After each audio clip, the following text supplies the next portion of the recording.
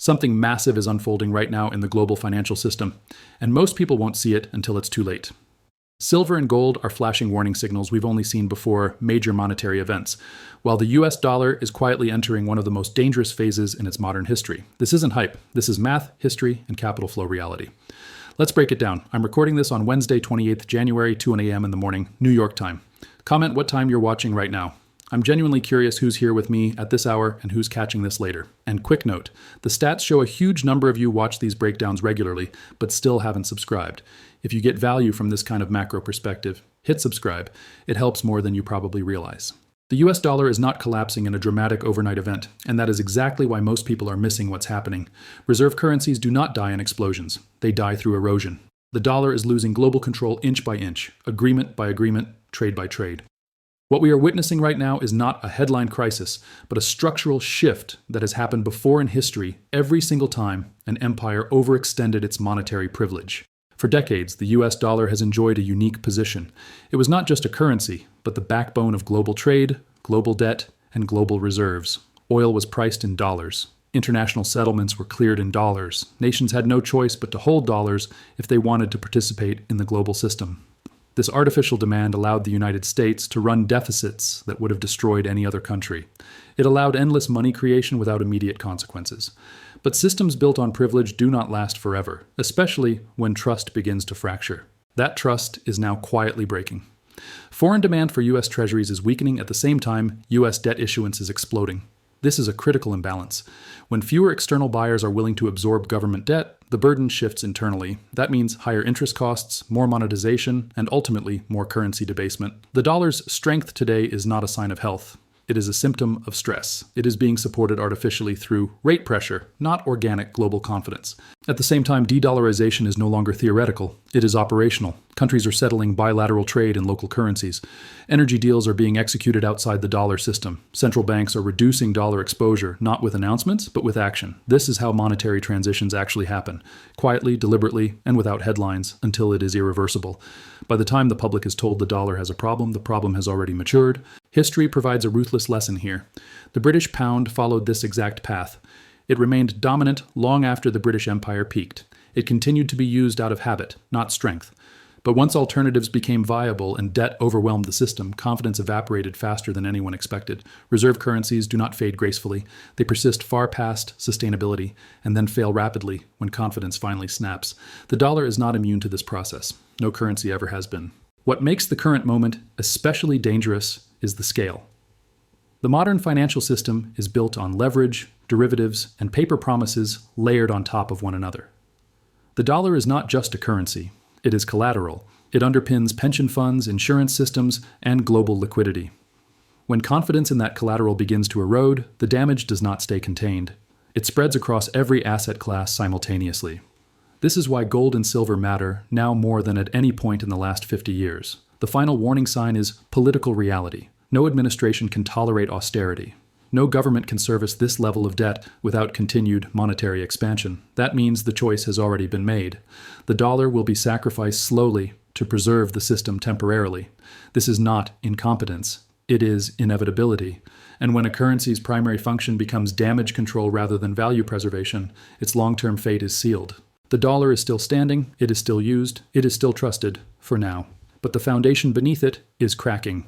And history tells us one thing with brutal consistency. When global confidence shifts away from a reserve currency, it never returns. Central banks are not emotional actors. They do not chase trends, and they do not speculate for upside. Their job is survival. They exist to protect monetary systems during periods of instability, and historically, their behavior has always shifted before crises become obvious. That is what makes the current surge in central bank gold accumulation so important. This is not a trade. This is preparation. Over the past several years, central banks around the world have been buying gold at a pace not seen in modern financial history. This is happening quietly, without press conferences or public explanations, because the purpose of gold is not performance. It is insurance. When the institutions that issue fiat currency begin converting paper claims into physical metal, it signals a loss of confidence in the long-term integrity of the system they themselves manage. That is not normal behavior. It is a warning. Gold plays a unique role in global finance that no other asset can replicate. It carries no counterparty risk. It does not depend on payment systems, political agreements, or digital infrastructure. It cannot be frozen, printed, or defaulted on. In moments where trust between nations erodes, gold becomes the final neutral settlement asset.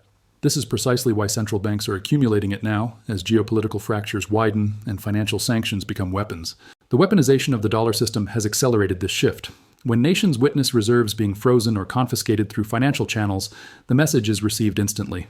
Sovereign assets held in another country's currency are only safe as long as political alignment remains intact. Gold, held domestically, answers to no one.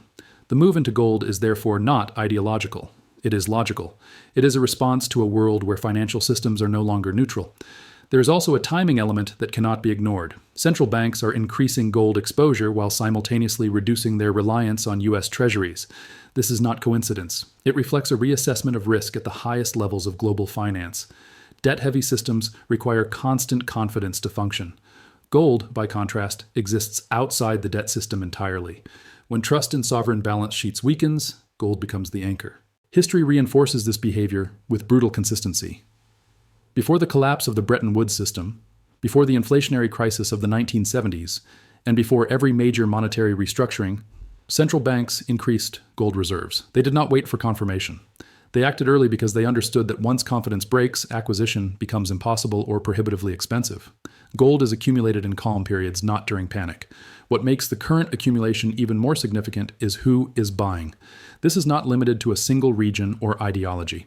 Emerging markets and developed nations alike are increasing gold holdings. This tells us the concern is systemic, not localized. The system itself is being questioned, not just individual currencies. When trust in the framework erodes, participants retreat to the foundation. Retail investors often misunderstand gold's role because they view it through the lens of price charts. Central banks view it through the lens of continuity. They are not trying to outperform equities. They are trying to preserve monetary sovereignty. Gold is not about profit. It is about control during chaos. That distinction is critical. The most important insight here is not how much gold is being bought, but why. Central banks are signaling that fiat systems are entering a phase where stability can no longer be assumed. They are positioning for a future where settlement, reserves, and trust must exist outside political influence. When the architects of the system quietly move toward the exit, the message is clear. Gold is not rising because of speculation. It is rising because confidence is being hedged at the highest level. Silver is unlike any other asset in the financial system because it lives in two worlds at the same time. It is both money and an industrial necessity, both a monetary metal and a critical input for modern technology. That dual identity is exactly why silver has become the most mispriced asset in the global market today. While gold is being accumulated as insurance, silver is being consumed. And that distinction is everything. For most of modern history, silver functioned as money. It was used in coinage, settlement, and savings across civilizations for thousands of years. That role never disappeared because silver failed, but because financial systems evolved toward paper claims that were easier to control. Yet despite being pushed out of the monetary spotlight, silver never lost its intrinsic value. It simply gained a second, more dangerous role: indispensability. Unlike gold, silver is not primarily stored, it is used. Once consumed in industrial processes, much of it is never recovered. It is embedded in electronics, solar panels, medical equipment, military systems, and emerging technologies that form the backbone of the modern economy. This means silver inventories are not growing over time. They are shrinking. Above-ground silver is being drained, while demand continues to accelerate. This is where the mispricing becomes impossible to ignore. The market price of silver is not determined by physical supply and demand. It is determined by paper contracts traded in volumes that dwarf the actual metal available for delivery. These paper markets were designed to provide liquidity and price discovery, but over time, they have evolved into tools of suppression. When price is disconnected from physical reality, distortions accumulate, and distortions always resolve violently. The ratio between paper claims and physical silver is staggering. For every ounce of real silver, there are layers of futures, options, ETFs, and derivatives claiming ownership of the same metal. This system functions only as long as most participants never ask for delivery. It is built on confidence and convenience, not solvency. The moment that confidence weakens, the system is forced to confront a reality it cannot satisfy. Silver's role in the green energy transition adds another layer of pressure. Solar technology, electric vehicles, and grid infrastructure are silver-intensive by design. There is no viable substitute that offers the same conductivity, durability, and efficiency at scale. As governments mandate energy transformation while simultaneously underinvesting in mining, the supply-demand imbalance widens further. This is not a cyclical shortage. it is structural. Mining itself compounds the problem. Silver is rarely mined as a primary metal. It is usually a byproduct of copper, lead, or zinc production. That means supply does not respond quickly to price signals. Even if silver prices rise, production cannot be scaled rapidly without broader changes in base metal markets. This creates a delayed response that amplifies price movements once they begin. History shows that silver does not reprice gradually. It remains suppressed, ignored, and dismissed until it doesn't. When physical shortages collide with monetary demand, silver moves explosively. This has happened repeatedly, and each time the move shocked those who assumed the market was too small or too controlled to break. Small markets break harder, not softer. What makes the current setup especially dangerous for the paper system is timing. Monetary stress is rising at the same moment industrial demand is peaking. This convergence is rare. In previous cycles, silver benefited from either monetary demand or industrial demand. Today it faces both simultaneously, while inventories are thinner than at any point in modern history. Silver is not undervalued because the market is stupid. It is undervalued because the system depends on it being cheap. A true repricing of silver would expose inflation, stress industrial supply chains, and reveal the fragility of paper promises. That is why suppression exists. But suppression does not eliminate reality, it delays it. And when delayed reality finally arrives, it does not negotiate. The modern precious metals market is not a market in the traditional sense. It is a layered structure built on confidence, leverage, and abstraction. At the surface sits the paper market, where prices are discovered through futures contracts, options, ETFs, and unallocated accounts. Beneath that surface lies the physical market, where actual metal must be mined, refined, transported, and delivered.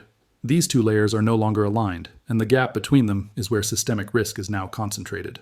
Paper markets were originally designed to facilitate hedging and liquidity. Over time, they evolved into price-setting mechanisms that operate independently of physical constraints. This evolution allowed the volume of claims on metal to expand far beyond what could ever be delivered. As long as participants remain content with cash settlement, the system functions. But this functionality is conditional, not guaranteed. It relies entirely on trust that delivery will never be demanded en masse. The problem is that paper claims do not represent ownership. They represent promises. In a stable environment, that distinction feels irrelevant. In a stressed environment, it becomes everything.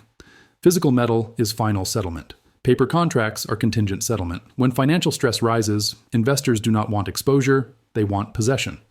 That shift in preference is what breaks paper systems. The ratio between paper-silver contracts and available physical inventory has reached levels that defy historical precedent.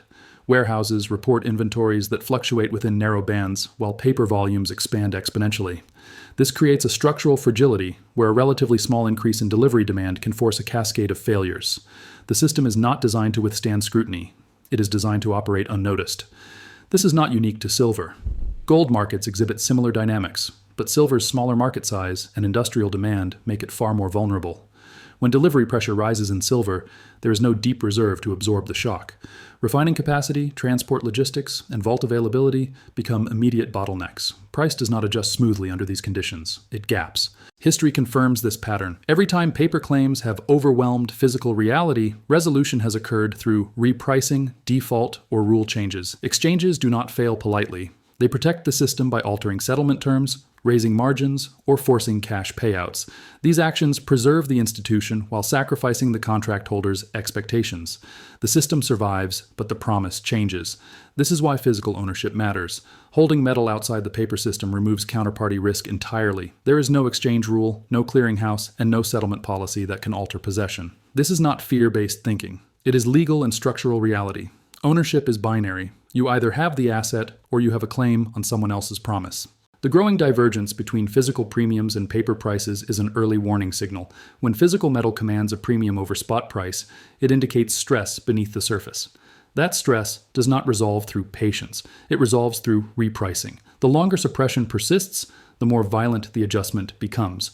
What makes the current environment especially fragile is timing. Monetary stress, geopolitical risk, and supply constraints are converging simultaneously.